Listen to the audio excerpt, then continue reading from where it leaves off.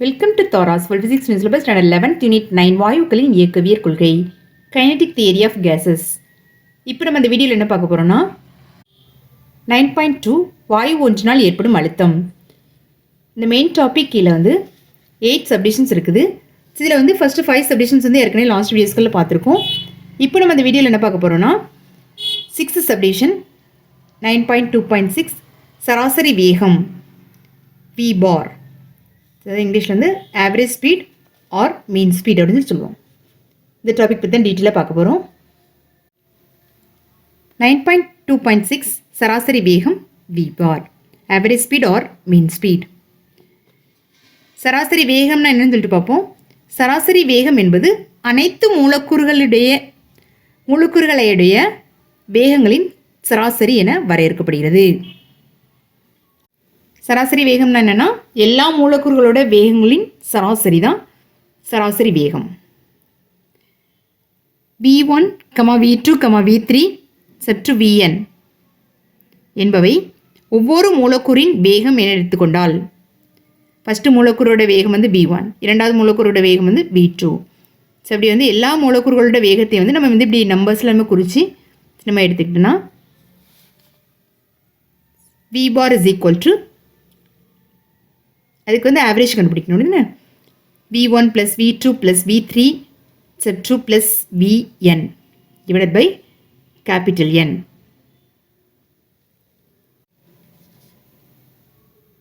இந்த மூலக்கூறுகளின் எண்ணிக்கையால் இதை வந்து டிவைட் பண்ணும். இது வந்து மூலக்கூறுகளுடைய வேகம். ஒவ்வொரு மூலக்கூறுகளுடைய வேகத்தை வந்து ஆட் பண்ணி டிவைடட் பை அந்த மூலக்கூறுகளின் எண்ணிக்கையால் டிவைட் பண்ணிங்கன்னா உங்களுக்கு என்ன கிடைச்சிடும்? சராசரி வேகம் கிடைச்சிரும். இப்போ சால்வ் பண்ணிங்கன்னா உங்களுக்கு என்ன கிடைக்குன்னா √8 RT / πm அப்படின்னு சொல்லிட்டு கிடைக்கும். இதில் வந்து 8 இதில் NAவால் மல்டிப்ளை பண்ணி NAல டிவைட் பண்ணிங்கன்னா NAR வந்து K, NA கேபிட்டல் M வந்து M. இதுக்கு முந்தின டாப்பிக்லேயே பார்த்துருக்கோம். இப்போ NARக்கு பதிலாக K போட்டுக்கோங்க. இப்போ 8KT அப்படின்னு சொல்லிட்டு கிடைக்கும். √8KT / π.